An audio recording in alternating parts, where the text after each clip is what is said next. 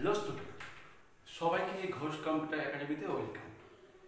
আজকে আমরা আবার চলে এসেছি আমাদের কম্পিউটার সাবজেক্টের ক্লাসগুলো নিয়ে। তো তোমরা নিশ্চয়ই আমার পিছনের বোর্ডে দেখতে পাচ্ছ কি লেখা আছে, নাম্বার সিস্টেম। নাম্বার সিস্টেম বলতেই আমাদের মনে পড়ে যায় কম্পিউটারের ম্যাথ। তো এটা খুবই একটা ইন্টারেস্টিং সাবজেক্ট বা বিষয়, যেখানে আমরা সবাই আগ্রহের সাথে শিখে থাকি। তো নাম্বার সিস্টেম ব্যাপারটা কি?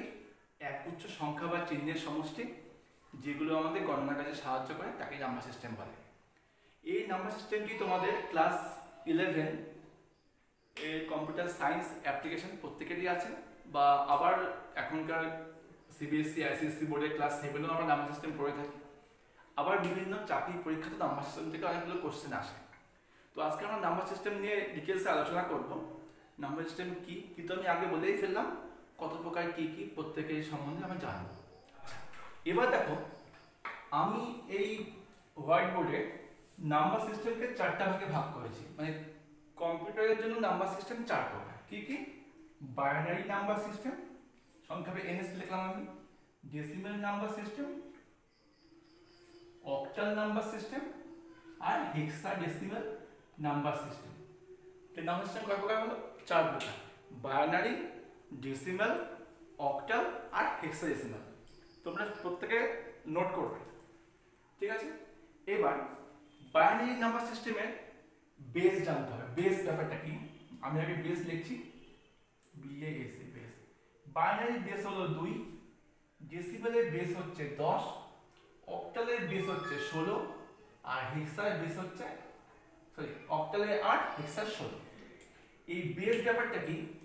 বেস হলো যে নাম্বার সিস্টেমে যতগুলো সংখ্যা থাকে তাকে সেই নাম্বার সিস্টেমের বেস বলে। আমি কি বললাম? যে নাম্বার সিস্টেমে যতগুলো সংখ্যা থাকে তাকে তার বেস বলে। তাহলে বাইনারি নাম্বার সিস্টেমের বেস 2 কেন?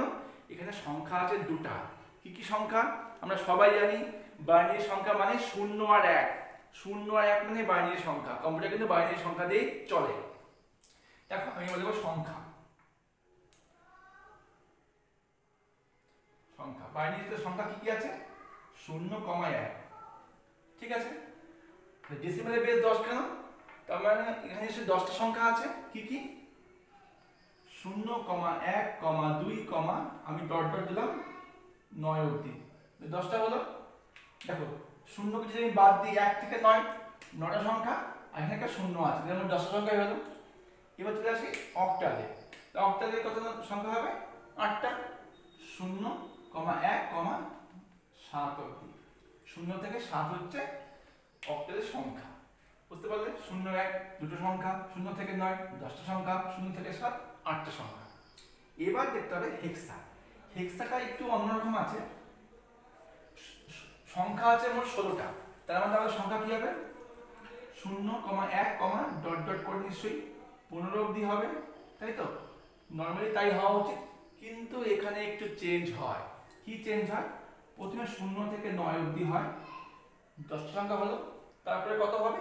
10 হওয়া উচিত, 10, 11, 12 এইভাবে হওয়া উচিত। কিন্তু এখানে 10, 11, 12 হয় না। এখানে 10 এর বদলে হয়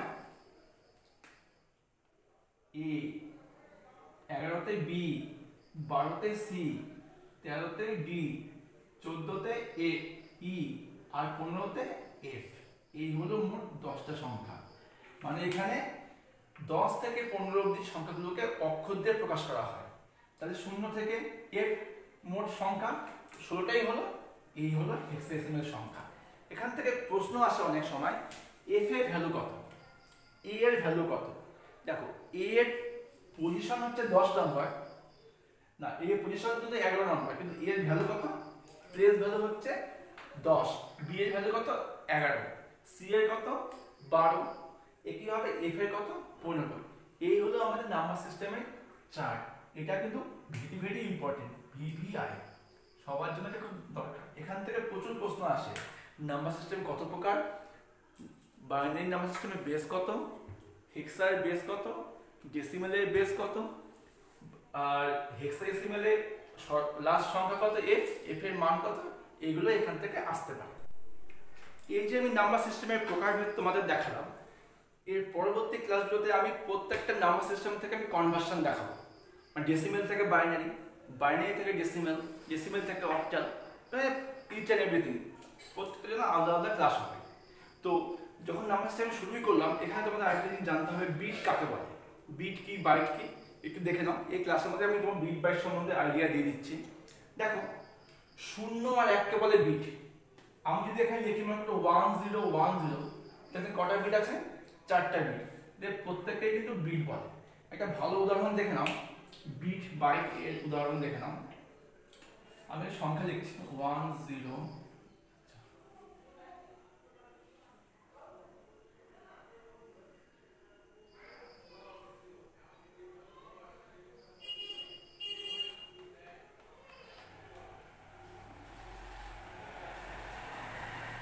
দেখো আমি এখানে একটা 8টা ঘর করেছি, 8টা সংখ্যা লিখব।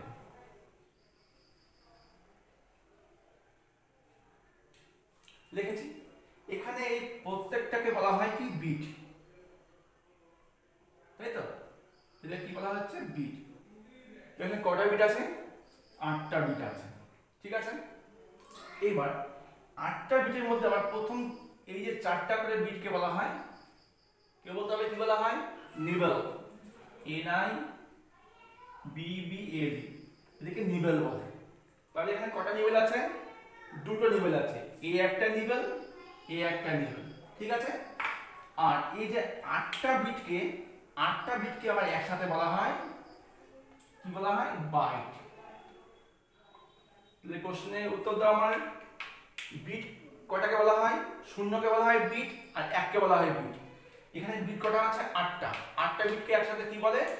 বাইট বলে। আর 4টা করে বিটকে একসাথে কি বলে? নিবেল বলে, ঠিক আছে। এবার এই নাম্বারটার একেবারে বাঁদিকে যে সংখ্যাটা আছে, এই সংখ্যাটাকে আছে, একে বলা হয় MSB। আর লাস্টেরটাকে কি বলা হয়? LSB। MSB মানে মোস্ট সিগনিফিকেন্ট বিট, আর LSB মানে লিস্ট সিগনিফিকেন্ট বিট। তোমাদের মনে রাখতে হবে MSB কিন্তু কখনোই 0 হবে না, কারণ বাঁদিকের সংখ্যা 0 হয় না, তার কোনো ভ্যালু নেই। MSB সবসময় 1 দিয়ে হবে, আর LSB 0 হতে পারে, ঠিক আছে। এই হলো আমাদের bit byte nibble LSB MSB, ঠিক আছে স্টুডেন্ট। আশা করি তোমরা ক্লাসটা ভালো মতোই বুঝতে পারলে। তো ক্লাসটা আমি আজকে শেষ করছি, পরের ক্লাসগুলো তোমরা দেখতে থাকবে। তো যদি ভিডিওটি ভালো লেগে থাকে একটা থামস আপ, তোমার লাইক অবশ্যই করবে, আর কিছু জানতে চাইলে কমেন্ট করে জানাও, আর শেয়ারও করো। ওকে, আপাতত বাই, চলো।